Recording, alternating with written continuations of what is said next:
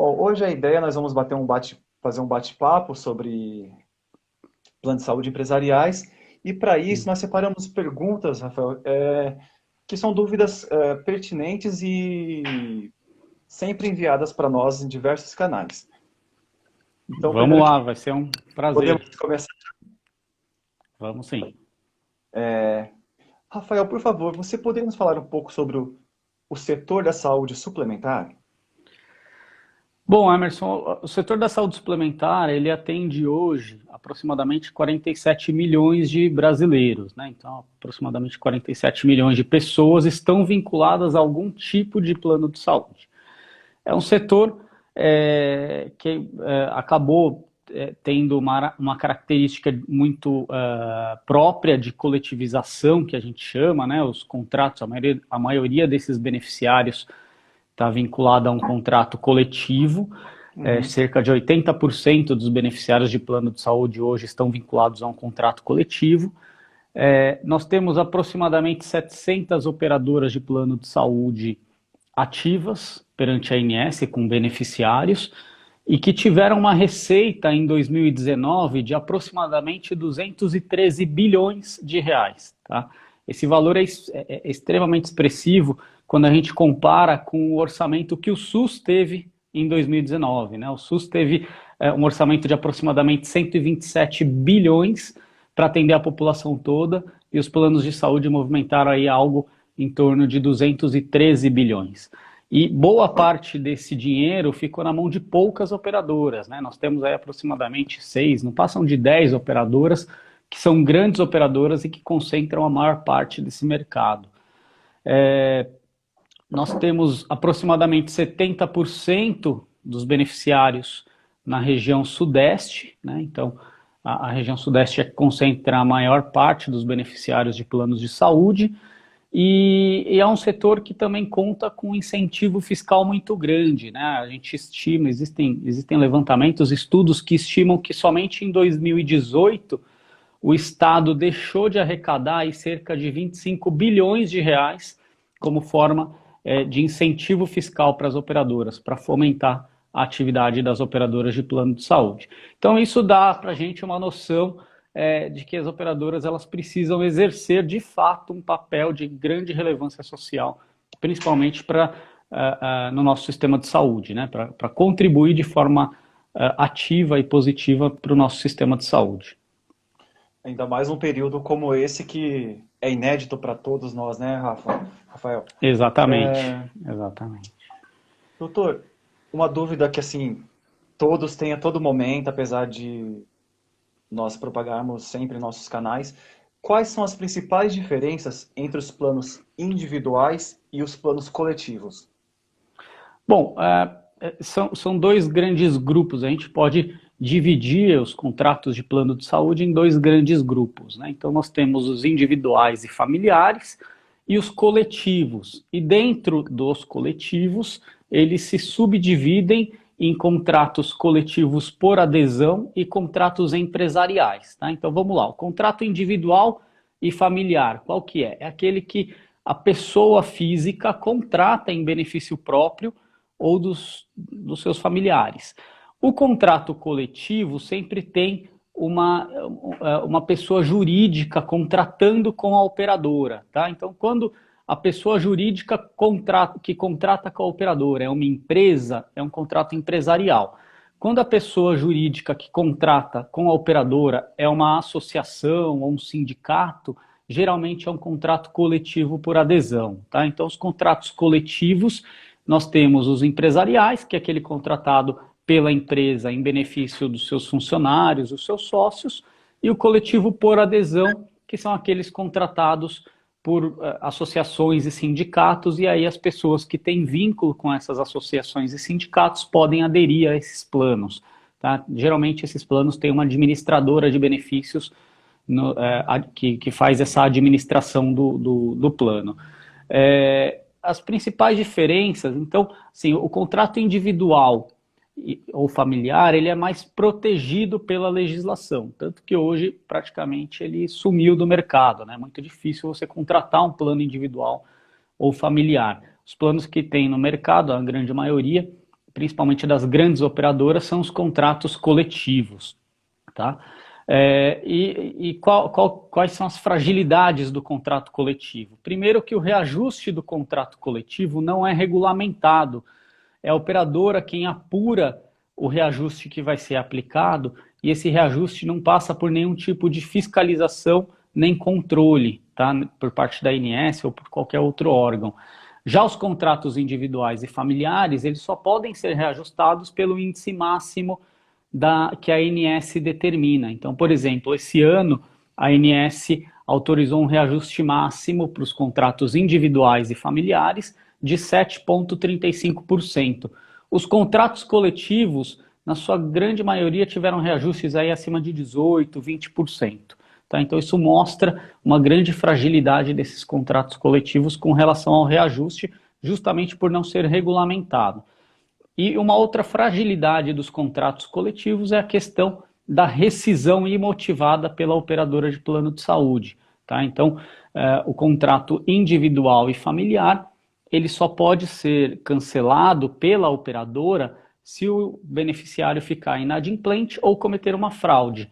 Já o contrato coletivo, a operadora ela pode rescindir o contrato da empresa ou da associação quando esse contrato não interessa mais para a operadora. E ela vai lá e notifica a empresa e com 60 dias de aviso prévio ela cancela aquele contrato e coloca os beneficiários para fora. Então, são as duas principais fragilidades dos contratos coletivos. E isso fez com que o mercado parasse de comercializar os planos individuais e familiares, porque eles são mais protegidos pela legislação, e passasse a dar preferência para os contratos coletivos, justamente porque a operadora tem mais liberdade para reajustar e pode cancelar o contrato a hora que ela bem entender. Essa fragilidade influenciou no mercado que nos últimos 20 anos os contratos coletivos foram os que mais cresceram, principalmente os empresariais. Tá? Só para dar números, no ano de 2000, os contratos empresariais abrigavam ali aproximadamente 7 milhões de beneficiários. Atualmente, esses contratos abrigam aproximadamente 32 milhões de beneficiários. Né? Então, foi um crescimento muito grande, centralizado em contratos empresariais, onde os beneficiários estão mais vulneráveis. Ótimo, doutor. Eu queria voltar um pouquinho, se eu puder só explicar um pouco para as pessoas que estão vendo, o que seria uma rescisão imotivada? A rescisão imotivada, Emerson, é quando a operadora decide cancelar o contrato sem qualquer motivo. Simplesmente ela não precisa justificar por que ela está cancelando aquele contrato. Tá? Então, vamos supor que você tem um plano empresarial, você tem um comércio, uma empresa pequena, e aí você faz um plano empresarial por meio dessa empresa para você, para sua esposa e seus filhos. Então, você tem ali um grupo familiar que está embaixo de um contrato empresarial. E ele não tem, apesar de ter essa característica familiar, ele não tem as proteções do contrato familiar, né? Porque ele é considerado um contrato empresarial. E sendo empresarial, a operadora pode cancelar esse contrato sem motivo e a hora que ela quiser. Ela simplesmente precisa avisar a empresa e esses beneficiários com 60 dias de antecedência. E aí esse contrato é cancelado. Tá? Mais para frente a gente vai falar também, existe meios de combater isso, né? Mas a gente vai tratar disso melhor mais para frente. Doutor, e para quem chega depois, no início da live eu falei sobre o livro que está vendo do Dr. Rafael Roba, que será sorteado hoje, deixei a mensagem comentar VSA. Doutor, com base no seu livro, que é uma pesquisa, o que mostra sobre a judicialização dos planos coletivos? No último dia 14 a gente fez o lançamento do livro, já está aí à disposição. E realmente foi fruto do meu trabalho de mestrado, foi uma pesquisa que envolveu aí a análise de mais de 4.000 decisões judiciais e que foi possível analisar por meio dessas decisões judiciais as principais fragilidades, os principais problemas enfrentados pelos consumidores, as principais fragilidades da legislação e também a atuação da ANS, né, que é a agência reguladora. Inclusive, quero aproveitar e reiterar meus agradecimentos aí a todos que me ajudaram e me apoiaram na publicação do livro, né, a todos do Vilhena Silva, todo o pessoal do Vilhena, minha família, minha esposa e meus filhos que me deram sempre um grande apoio e que fizeram, enfim, todos, eu não vou conseguir agradecer a todos aí, mas sintam-se todos que participaram agradecidos por me ajudarem a colocar esse trabalho de pé. E o que a gente percebe, o que foi possível perceber por meio dessa pesquisa, é que a judicialização ela é crescente, né? A gente tem uma perspectiva sempre de crescimento da judicialização, analisando as decisões judiciais, principalmente aqui no estado de São Paulo, que é onde concentra a maior cobertura de plano de saúde. Só para ter uma ideia, Emerson, em 2011, o Tribunal de Justiça de São Paulo julgou aproximadamente 7.000 ações, 7.100 ações contra planos de saúde. Em 2019, o mesmo Tribunal de Justiça julgou em torno de 35.000 ações contra planos de saúde. Foi um crescimento de 386% nesse período de 2011 a 2019. Isso mostra que há um setor extremamente conflituoso, onde os beneficiários se sentem a todo momento prejudicados, né, com seus direitos violados.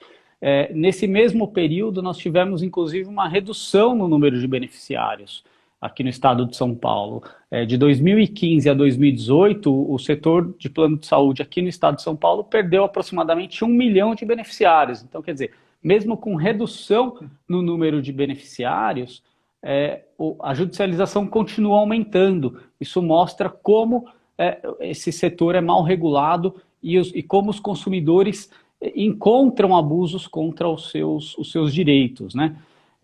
Os principais temas que estão envolvidos aí nessas ações judiciais, o principal é negativa de cobertura, né? Então, o principal motivo que leva o consumidor hoje à justiça é negativa de cobertura, e o segundo principal motivo atualmente são os reajustes dos planos, né? Justamente por conta dessa falta de uma regulamentação e de uma fiscalização clara quanto aos reajustes dos planos coletivos. Só para você ter uma ideia, em 2011, as ações que envolviam reajuste representavam 11% do total. Hoje, essas ações que envolvem reajuste já representa 30% das ações que são discutidas no judiciário, né? Então, dessas 30 e tantas mil ações que foram julgadas pelo judiciário, aproximadamente 30% delas discutia reajuste, né? É um tema extremamente mal regulado e mal fiscalizado. Então, por meio dessa pesquisa, dessa análise, já nos dá uma pista de como a legislação não tratou bem dos reajustes, né, da regulamentação dos reajustes, principalmente dos planos coletivos. Nossa, são números bem consideráveis. A gente está falando de menos de 10 anos e um salto muito grande. Então tem muita coisa para descobrir em relação a esses números. Doutor, quando falamos em reajustes, inclusive uma época do ano que daqui a pouco já é um assunto que, né, todo mundo vai falar de alguma forma, temos o reajuste por sinistralidade. O que seria o reajuste por sinistralidade? Inclusive, Emerson, você me fez lembrar, os consumidores precisam, de fato, até se preparar para os reajustes desse ano, porque algumas operadoras suspenderam os reajustes por 90 dias, só que ao final desses 90 dias os consumidores vão sofrer o reajuste e também vão ter que pagar esse atrasado, esse retroativo desse período de 90 dias que ficou sem reajuste. Então o consumidor precisa se preparar porque ele vai sofrer ali reajustes altos ao final desses 90 dias e muitas vezes reajustes abusivos, que não são regulamentados e não são fiscalizados. Então o consumidor precisa ficar muito atento a isso. O principal motivo que leva o consumidor a discutir um reajuste no contrato coletivo é a tal da sinistralidade, né? O reajuste por sinistralidade. Quem tem um contrato coletivo já deve ter ouvido falar isso. O que significa? o consumidor, a operadora de plano de saúde, a cada 12 meses, ela avalia a receita que ela teve e a despesa que ela teve com um determinado contrato. Quando a despesa ultrapassa 70% da receita, isso gera um cálculo de reajuste que não tem teto, não tem limite. Tá? Nós temos, inclusive, levantamentos que mostram aí que consumidores de planos empresariais sofreram reajustes de 400%, 500% em razão dessa sinistralidade. Além de não ter limite, os números, né, os cálculos para se chegar nos percentuais de reajuste não são transparentes. As operadoras elas não trazem as informações de forma clara e transparente para o consumidor, para que o consumidor possa, no mínimo, apurar se o percentual que está sendo aplicado corresponde com a realidade do seu contrato, eventualmente com a utilização desse plano de saúde. Um tipo de contrato que chama atenção são os PJinhas, né? Como eu disse, esses falsos coletivos. Então, são pequenas empresas que fazem um contrato com a operadora de plano de saúde para benefício só daquele grupo familiar, né? Que geralmente é o proprietário da empresa e a sua família. Esses contratos hoje abrigam aproximadamente 5 milhões de beneficiários. Aproximadamente 5 milhões de beneficiários estão nesse tipo de contrato do falso coletivo, né, das pequenas empresas. E... Paulo. Oi? Paulo ou Brasil, esse número de 5 milhões? Brasil. Aproximadamente 5 milhões de beneficiários, daqueles 37 milhões de beneficiários, 32 milhões de beneficiários que estão em contratos empresariais, 5 milhões estão nesses empresariais pequenos, com poucas vidas, né, que a gente chama de falsos coletivos. E desses contratos falsos coletivos, mais de 90% deles tiveram reajustes pelo menos o dobro do que foi aplicado para os contratos individuais e familiares. Né? Como eu disse, os contratos individuais e familiares tiveram esse ano um reajuste de 7,35%. Os coletivos empresariais, principalmente esses PJinhas, todos eles tiveram reajuste acima de 20%. Então são contratos que não são grandes empresas, ao contrário, são pequenas empresas, são pequenos grupos familiares que são vulneráveis, né, não têm poder de negociação perante a operadora, mas que estão totalmente desprotegidos. Então esse tipo de contrato ele tá muito mais suscetível a abusos. Então, esse cálculo de sinistralidade, ele acaba sempre, né, gerando distorções, ele não tem transparência, como eu disse, inclusive, e também não passa por nenhum tipo de fiscalização nem controle por parte da ANS, que é a agência reguladora.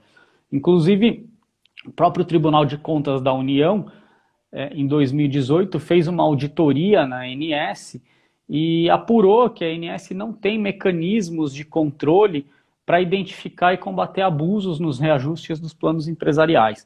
E a ANS não consegue sequer garantir ao consumidor do plano empresarial transparência para que ele possa apurar se o reajuste que ele está sofrendo no contrato dele é um reajuste válido ou abusivo, né?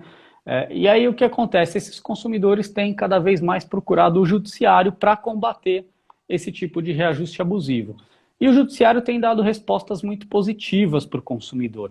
Aqui em São Paulo, por exemplo, a jurisprudência tem se firmado no sentido de que se a operadora não consegue demonstrar como ela chegou nesses percentuais que estão sendo aplicados em razão da sinistralidade, esse reajuste é abusivo. E aí o judiciário afasta o reajuste e manda aplicar no lugar desse reajuste o índice que a ANS autoriza para os planos individuais e familiares. Esse é o tipo de decisão que a gente vê com mais frequência aqui em São Paulo. E no STJ, isso também vem acontecendo, né? Inclusive, recentemente, nós tivemos uma decisão no STJ que reconheceu a abusividade dos reajustes por sinistralidade em um contrato empresarial, justamente porque a operadora não conseguiu demonstrar minimamente como ela chegou nos percentuais que foram aplicados, né? Então, são percentuais que não passam por fiscalização, não passam por controle e nem a operadora consegue demonstrar como ela chegou nesses percentuais. Então, nesses casos, quando o consumidor busca o judiciário, ele costuma ter ali uma proteção por parte das decisões judiciais. Ó, doutor Rafael, terminou a resposta com uma notícia boa, porque eu tenho certeza que esse reajuste após a extensão de 90 dias certamente deixou agora muita gente preocupada e tem que ficar preocupado mesmo, porque melhor resguardar do que uma surpresa depois que vai atrapalhar mais ainda, né? É verdade, a gente precisa tomar muito cuidado com essas notícias, né? Porque sempre, assim, a gente espera sempre que as coisas venham para o bem, mas quando vem notícia de operadora de plano de saúde suspendendo o reajuste, desconfie porque tem uma pegadinha, né? E a pegadinha nesse caso é essa, as operadoras, por mais que tenham anunciado aí algumas delas, né, que vão suspender esse reajuste por 90 dias, ao final dos 90 dias elas vão, de fato, aplicar o reajuste e ainda cobrar o retroativo que não foi cobrado. Ótimo. Doutor, o plano de saúde empresarial, ele pode ser cancelado? Então, e aí a gente volta naquele assunto da rescisão imotivada, né? Então, quer dizer, o plano empresarial ele tem essa fragilidade. A legislação não proíbe a rescisão imotivada dele. A legislação, como eu disse, só proíbe que os contratos individuais e familiares sejam rescindidos pela operadora, exceto em caso de inadimplência ou fraude. Com relação aos planos empresariais, a legislação é omissa. E aí, as operadoras costumam colocar no seu contrato a possibilidade de rescindir esse contrato de plano de saúde de forma imotivada, apenas avisando o consumidor com 60 dias de antecedência. E aí esse é um outro assunto que leva também os consumidores ao judiciário. Por quê? Porque geralmente quando a operadora rescinde um contrato coletivo empresarial de forma imotivada, é porque aquele contrato está gerando para ela um custo mais alto. E se esse contrato está gerando um custo mais alto, é porque tem alguém em tratamento nesse contrato, né? Então, o que acontece? As pessoas que começam a fazer um tratamento, se o tratamento ele tem um custo elevado, e é necessário, o consumidor não está fazendo um tratamento à toa, porque realmente ele está ali com uma doença e com uma indicação de se submeter àquele tratamento, mas isso para a operadora é visto como um custo. E se esse beneficiário tiver num contrato empresarial, é bem possível que ele sofra essa rescisão imotivada. A operadora vai encaminhar uma cartinha para ele dizendo, olha, em 60 dias o seu contrato está rescindido. E aí esse consumidor pode ter o tratamento dele interrompido. Por isso mesmo, os consumidores que acabam sofrendo esse tipo de abusividade, eles acabam buscando o Poder Judiciário também para proibir a rescisão imotivada. E aí nós já tivemos, aqui em São Paulo, inúmeras decisões reconhecendo essa prática como abusiva, tá? E o STJ também, recentemente, começou a reconhecer que a rescisão imotivada de plano empresarial, ela é abusiva, principalmente se tem beneficiário em tratamento, e com relação àqueles planos empresariais com poucas vidas que eu mencionei, né, os empresariais que tem apenas ali aquele grupo familiar, o STJ começou a entender que esse tipo de contrato só pode ser rescindido se a operadora der um justo motivo, como no caso dos contratos familiares individuais. Ou seja, só se a operadora demonstrar que esse consumidor ficou inadimplente ou cometeu alguma fraude contra a operadora. Exceto essas hipóteses, o judiciário não tem permitido a rescisão desse tipo de contrato empresarial. Doutor Rafael, como funciona no caso o consumidor queira cancelar? Ele tem que pagar algum tipo de multa? Olha, muitas operadoras colocavam isso no contrato, né? Então, assim, a operadora rescinde quando quiser, mas o consumidor, se quiser rescindir, tem que pagar uma multa. E o PROCON do Rio de Janeiro, inclusive, moveu uma ação civil pública, que a gente chama, né, contra a ANS, e ganhou essa ação. E nessa ação civil pública ficou reconhecido o direito do consumidor de plano empresarial rescindir o contrato empresarial sem se submeter a nenhuma multa, nem a aviso prévio, né, que às vezes a operadora exigia que ele ficasse no contrato ainda um período antes de cancelar. Então, essa ação civil pública reconheceu o direito do consumidor poder cancelar o plano, poder sair daquele plano empresarial sem se submeter a nenhuma multa, e essa decisão da ação civil pública, inclusive, já vem sendo aplicada na maioria das decisões que os consumidores discutem isso individualmente. Ótimo. Doutor, além um assunto que também é discutido há pouco tempo, com maior ênfase porque teve uma mudança, é o caso da portabilidade de planos. O consumidor de plano empresarial, ele pode fazer portabilidade? Então, ele não podia, agora pode. Né? Em junho de 2019, então ainda não Uhum. vai fazer um ano agora, Exatamente. a regra mudou. Antes, o consumidor de plano empresarial não podia fazer a portabilidade. O que é a portabilidade? É o consumidor sair de uma operadora de plano de saúde e ir para outra operadora de plano de saúde, aproveitando as carências que ele já cumpriu. Né? Então, ele não precisaria cumprir novas carências na operadora para onde ele vai. Isso antes se aplicava só a contratos individuais e familiares e aqueles coletivos por adesão. Os empresariais estavam fora. Uhum. Mas a regra mudou. Hoje o beneficiário do plano empresarial ele pode fazer essa portabilidade a qualquer momento. Ele só precisa, a única coisa é que assim, ele precisa ter pelo menos 2 anos no plano de origem. Depois de 2 anos que ele está no plano de origem, ele pode exercer essa portabilidade a qualquer momento para outra operadora sem ter que cumprir novas carências, tá? Então é uma possibilidade aí, uma nova possibilidade para aquele consumidor que eventualmente não esteja satisfeito com o atual plano dele. Muito obrigado, doutor. Agora, uma situação que muitos empresários estão... Se o empresário ele não está conseguindo pagar o plano de saúde dos funcionários, é um cenário muito ruim. Ele tem opções? E se tem, quais são essas opções, Rafael? Infelizmente, eu até estava hoje conversando sobre esse assunto com um jornalista, porque infelizmente a ANS não atuou de forma adequada para tentar flexibilizar essa questão da inadimplência, né? Nós temos hoje muitas empresas que não estão funcionando, estão fechadas, e elas, consequentemente, não conseguem continuar arcando com o custo do plano de saúde, né? Não só do plano, de muitas outras despesas, mas o plano é uma das maiores despesas das empresas hoje.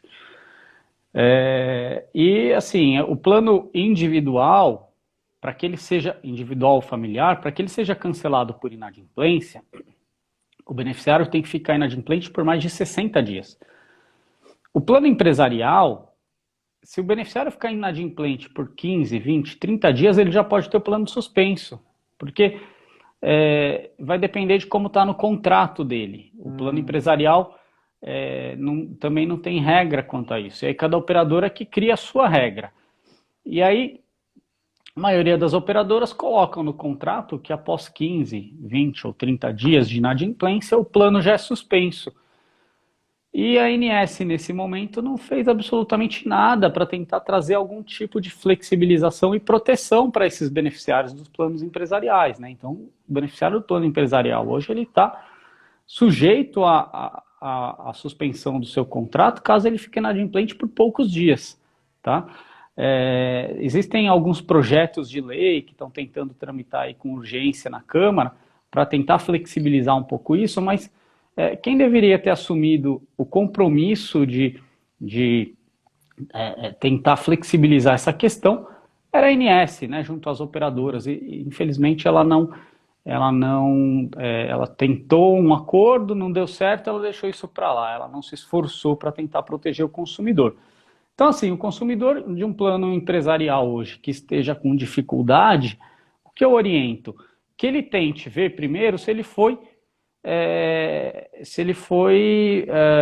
alvo aí de reajustes abusivos, né? Então, se ele tiver, por exemplo, como questionar os reajustes para reduzir a sua mensalidade, talvez isso permita que ele consiga viabilizar o pagamento do plano daqui para frente, discutindo os reajustes eventualmente que tenham sido aplicados na sua mensalidade de forma abusiva.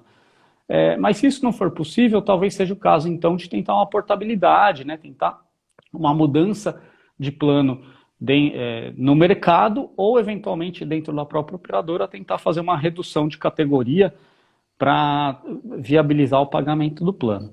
A gente sabe que, nesse momento, as operadoras estão muito fechadas para tudo isso, né? Para para redução de categoria, para portabilidade, estão sendo muito resistentes quanto a esses pedidos dos consumidores, mas o consumidor tem que saber que, sim, ele pode, se for o caso, recorrer ao judiciário, porque certamente ele vai encontrar alguma proteção no Poder Judiciário. Ótimo. Poder Judiciário certamente vai considerar que é uma relação de consumo, e sendo uma relação de consumo, o consumidor vulnerável que precisa ter uma proteção, receber uma proteção maior nessa relação. Tá? Então, o judiciário costuma dar respostas muito positivas para o consumidor. Eu acho que, sim, se o beneficiário inadimplente hoje tentou buscar essas alternativas e não conseguiu, talvez seja o caso, então, de pensar aí numa ação judicial. Essa informação de plano empresarial, não ter um padrão de data para rescisão realmente preocupa. Então, tem que olhar realmente no contrato, se é 15, se é 20, para não ter outra surpresa, né? É isso mesmo. Cada beneficiário vai ter que verificar no seu contrato o que está previsto ali de prazo de inadimplência para ter o contrato suspenso. Mas a gente sabe que praxe de mercado aí não costuma passar de 20 ou 30 dias. Ótimo. Doutora, temos aqui quatro perguntas realizadas durante a live. Eu vou começar Vamos aqui, lá. tudo bem? Claro, Lembrando vamos que lá. quem tiver mais dúvidas pode enviar pelos nossos canais, tá? Por direct, por WhatsApp, por telefone, pergunta da Paula.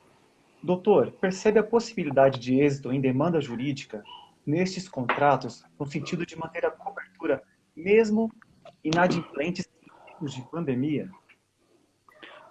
Olha, é um assunto ainda muito novo, né? Assim, em geral, a inadimplência, ela pode gerar a suspensão, a rescisão do contrato. Mas numa situação de pandemia, talvez tentar exigir uma flexibilização disso, ou exigir da operadora que ela oferte um plano mais em conta, né, ainda que tenha alguma redução de categoria, mas que eventualmente permita a esse consumidor pagar um pouco menos, ou parcelar, enfim, o judiciário a gente vai ter que analisar caso a caso, e o judiciário vai ter que ter, como tem bom senso nas decisões, para tentar de alguma forma proteger o consumidor. Isso vai ter que ser analisado caso a caso, mas certamente um beneficiário em tratamento, nesse momento, ele não pode perder o plano, né? Então, vai ter que ser encontrada uma solução aí, isso tem que ser pensado caso a caso. Ótimo. A pergunta aqui do Átila, falando sobre a questão dos reajustes aos 59 anos, como ficou essa questão? Olha, o reajuste de 59 anos é um outro reajuste que existe nos contratos, né? Que é o reajuste por faixa etária. O reajuste por faixa etária, ele acontece tanto nos individuais e familiares, como também nos contratos coletivos, tá? E aí, nas duas situações, o último reajuste permitido é aos 59 anos. E geralmente, nessa idade, aos 59 anos, é onde as operadoras costumam concentrar o maior percentual de aumento. Isso foi também objeto de muitas ações, foi muito discutido, e atualmente, inclusive, o STJ está analisando, está em andamento no STJ uma ação que a gente chama de recurso repetitivo, né? Uma ação que eles vão julgar, e isso vai valer para todo o Brasil.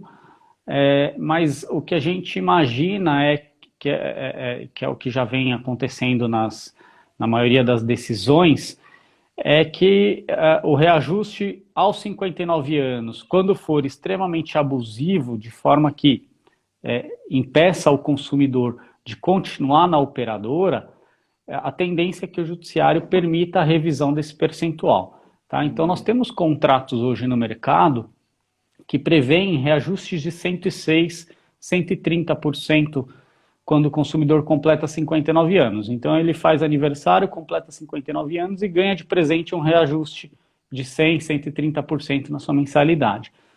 Isso impede que o consumidor continue no plano, é uma cláusula de barreira, né?